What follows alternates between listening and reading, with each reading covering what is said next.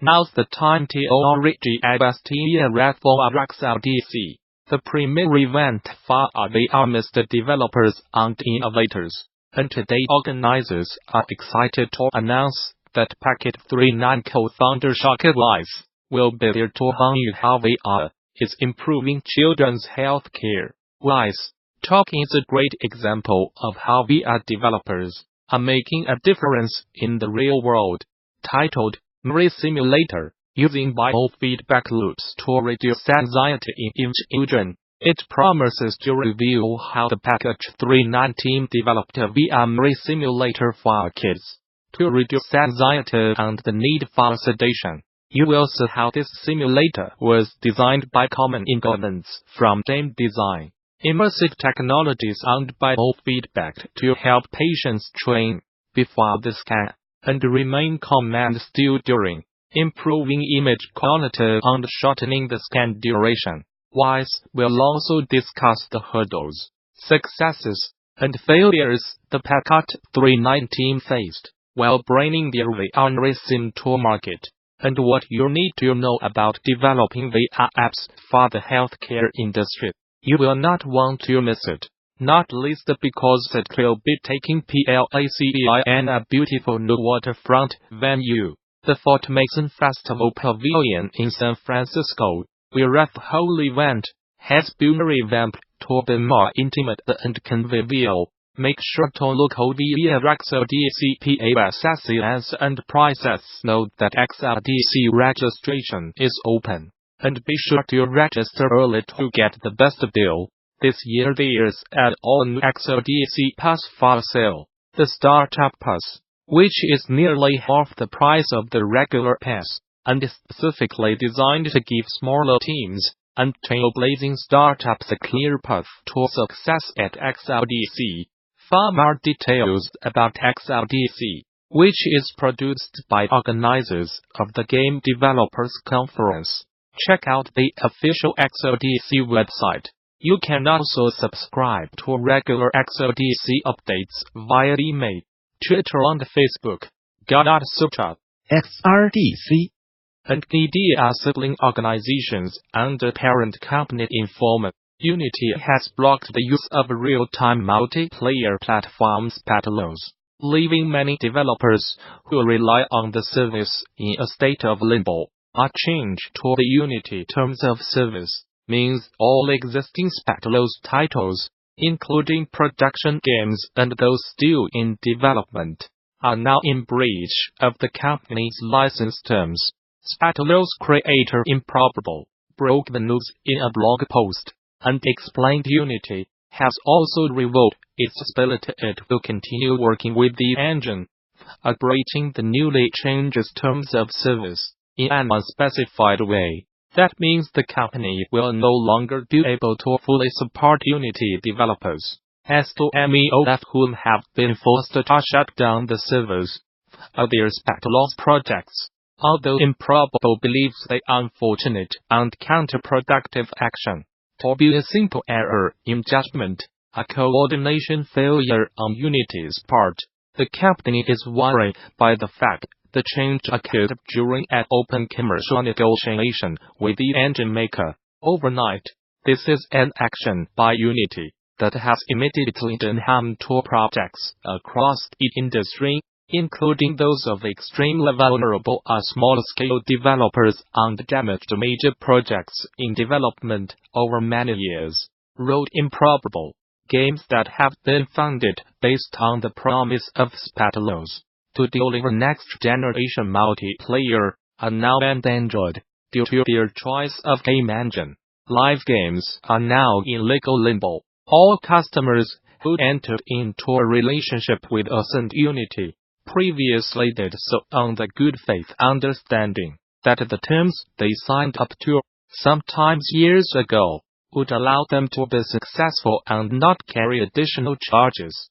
Improbable is now urgently seeking a solution to the situation, and says it will do everything in its power to solve the issue in good faith with Unity, with the ideal outcome being a reversal of the terms change. In the meantime, the company has pledged to help developers using Spatlovs with Unity finish, release, and operate their games, and is setting up an emergency fund for partners who are now thrown into the financial mud. Improbable will also be fully open sourcing the Spatlovs game development kit, a Unity, under the MIT license, in the hope it might assist individual customers in some way. Those interested can find out more about the dispute over on the Improbable blog. Valen Studios, a new studio created by former Vicarious Visions founders Guha and Kauthik Bala, have signed a deal with Electronic Arts to publish their first game. The band previously founded Vicarious Visions back in 1990, and the studio is best known for working on titles like the Guitar Hero series, the Skylander series, Crash Bandicoot 10, Same Trilogy, and Destiny 2, as detailed in a press release. Electronic Arts, third-party publishing division partners, will distribute Valen's first original intellectual property for consoles, PC, and mobile. While no further information about the unannounced game was publicly revealed, Valen is promising an entirely new and entertaining way to experience team-based action. The studio is also adding 14 new jobs to work on the project, exploring the boundaries of play with new technology and play patterns, is what makes it stick, said Valen Studios CEO and co-founder Kauthik Bala. Our plan was always simple: build an awesome team, find the magic in something new that the team was passionate about, and then enable their success. We are looking forward to introducing their vision and developing it along with players for many years to come.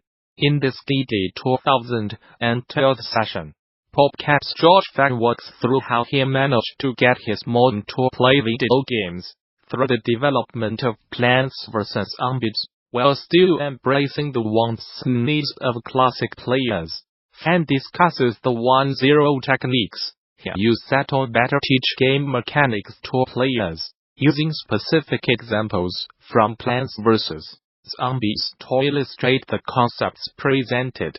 It was an insightful talk that's definitely still worth watching, so developers should not miss the opportunity to do so now that it's freely available on the official GD YouTube channel. In addition to this presentation, XRDC Vault and its accompanying YouTube channel offers numerous other free videos, audio recordings, and slides from many of the recent game developers conference events, and the service offers even more members-only content for GD Vault subscribers.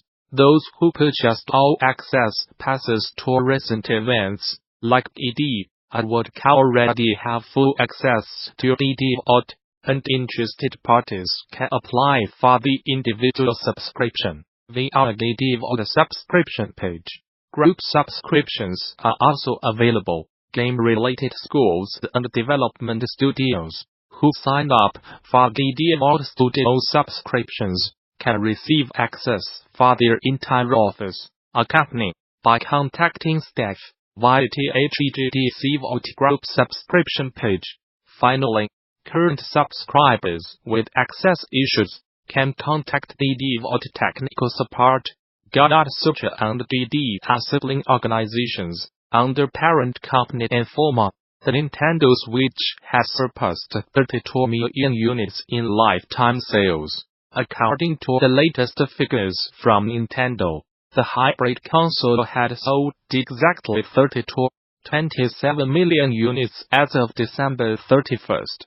2018 With 49 million of those sales coming during the past 9 months. In its latest fiscal report, Nintendo explained top-selling releases like Super Mario Party, Pokemon Let's Go, and Super Smash Bros. Ultimate had reinvigorated the system, and revealed the console now boasts over 20 million seller titles. Indeed, the bumper performance of Switch software helped boost hardware sales by 19.5% year-on-year. Yet, despite that upswing, Nintendo has actually lowered its Switch hardware sales forecast for the full year, ended March 31st. 2019 The console maker had initially expected the Switch to hit 20 million sales by the end of March, but the company has now lowered its forecast to 17 million units. That means Nintendo only believes it will sell another 251 consoles before the financial year is out. Whether or not that proves the case remains to be seen.